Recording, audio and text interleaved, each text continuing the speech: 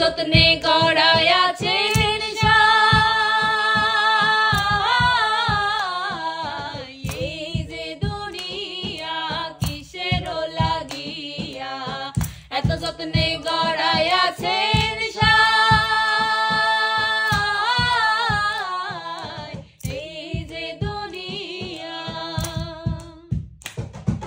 ছায়াবাদে পুতুল রূপে বানায়া